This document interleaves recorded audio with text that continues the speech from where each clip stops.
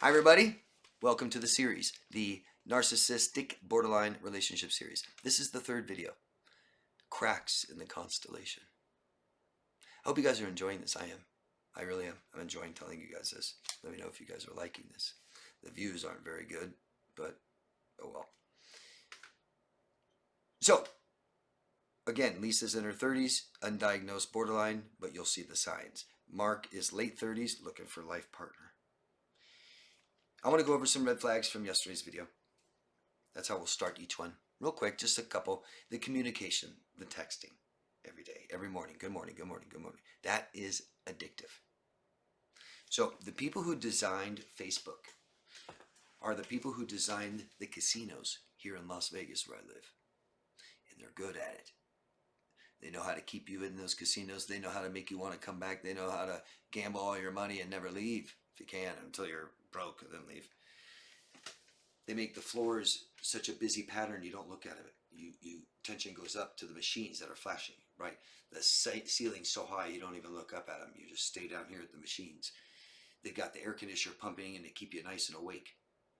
They've got the no windows if they can, but if there are windows, they're blacked out so you don't even see the sun out there. It looks like a shitty day. Who wants to go out there? Stay in here. All kinds of things they're doing. The pumping oxygen into the casinos is a myth. That's not true. But they're good, man. And they design Facebook and they design it so that you keep checking, keep looking, keep checking, keep looking. And this is another way to do it. Constant notification. Good morning, good morning, good morning, good morning, good morning. You will become dependent on that. It's toxic. Don't do that so fast, so safe. You know, your wife is one thing. Someone you knew for a week. No. Oversharing. She overshared. Do you want to meet my mother on the second date? No, I don't.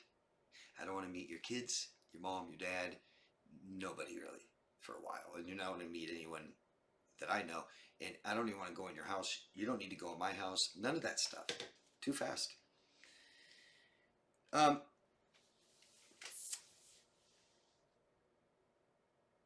Sex on the second date, guys.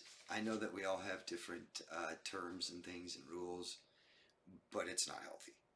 Okay? It's just not. It's impulsive. We don't know each other. It's dangerous. You have to understand that if somebody's having sex with you like this, it might be something kind of new for you. It doesn't mean, and it probably is not new for them. They're putting importance and value on it, and it's a good way to hook you. Okay, let's get into the third part of the story, third chapter, week 2, after the second date. The texts continue. Good morning, good morning, good morning. On Tuesday, Lisa says, oh my God, we have a very rare connection between our horoscopes. I did our horoscopes, I did your birth chart, and wow, you won't believe it. Really, Mark. I'm not just saying that, and it's true.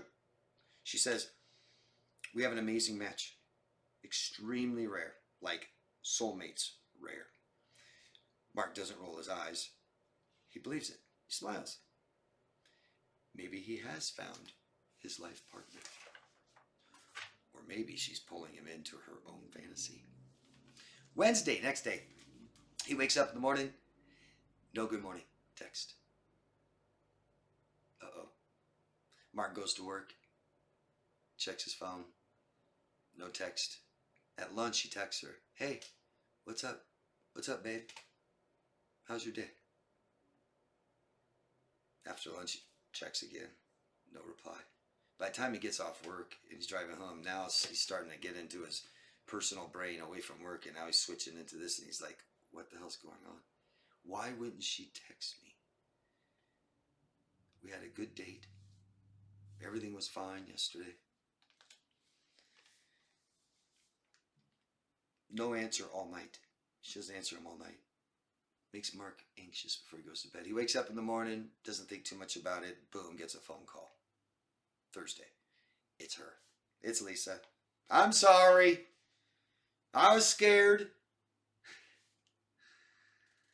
Got just a little too much. I think it's because we had sex, Mark. Mark is just relieved. He understands it's okay.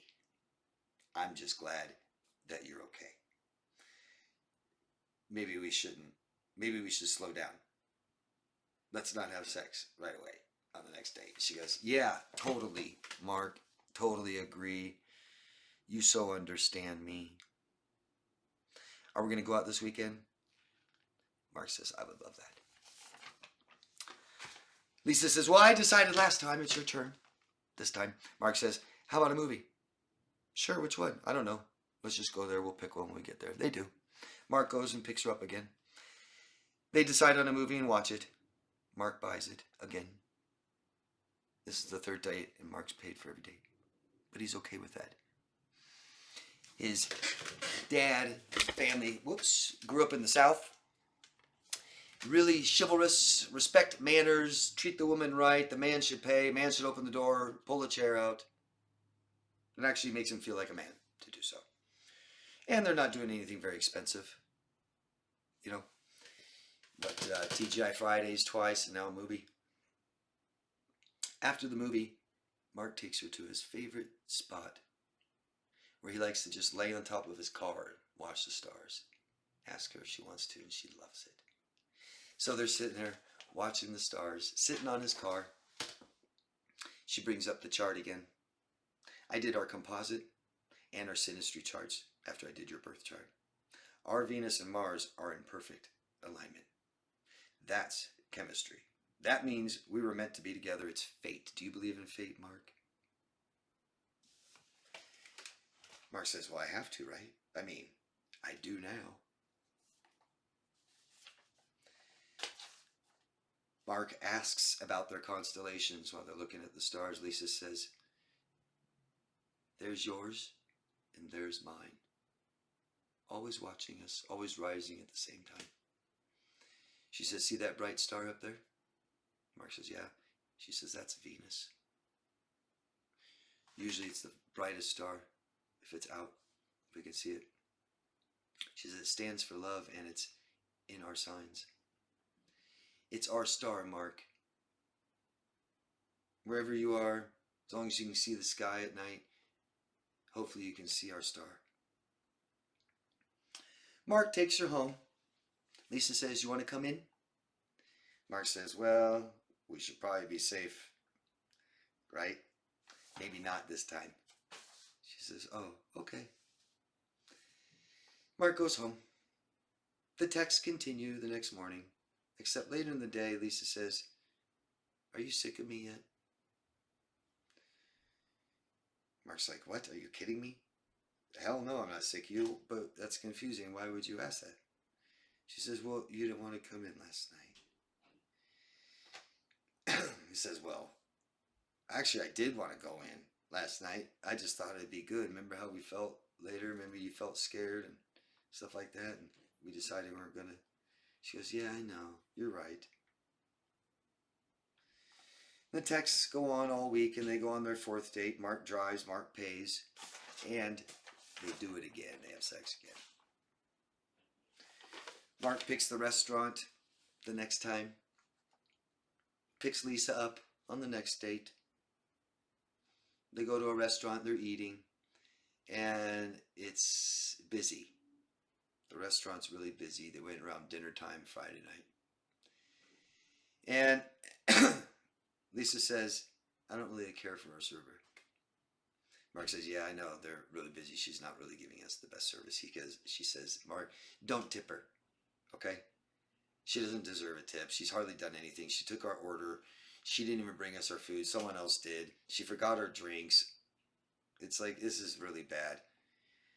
And Mark didn't know what to do. He felt uncomfortable because Mark's worked for tips before and he can't imagine not tipping someone unless it's really, really bad. So he tips her. Not much. $5. Not even maybe, what? Maybe 10%. So he tipped her less. Lisa is quiet all the way home. Mark thinks that she's angry. The next day, Lisa says, I think you're attracted to that server. Mark is shocked, astonished. What? Why would you say that? Not at all. What made you think that? Well, she said, but you tipped her. And she gave us horrible service, Mark, and I asked you not to tip her and you did anyway. Do you like her or something? He's like, no. Lisa, my God, I'm not attracted to her. I'm only attracted to you. He goes, I just worked for tips before and I just hate to not tip someone at all. And she understood and she says, well, you always know how to make me feel better, Mark. I love you. That's how it ends. That's how chapter 3 ends. The big I love you. She dropped it on him. The love bomb. What do you guys think? That's the end of it. I appreciate your thumbs up and subscribing to the channel. And continue to watch the rest of the series tomorrow. I'm doing one, literally I'll do one every day, I think, until it's over. Thanks, guys. Ask questions. Tell us the red flags.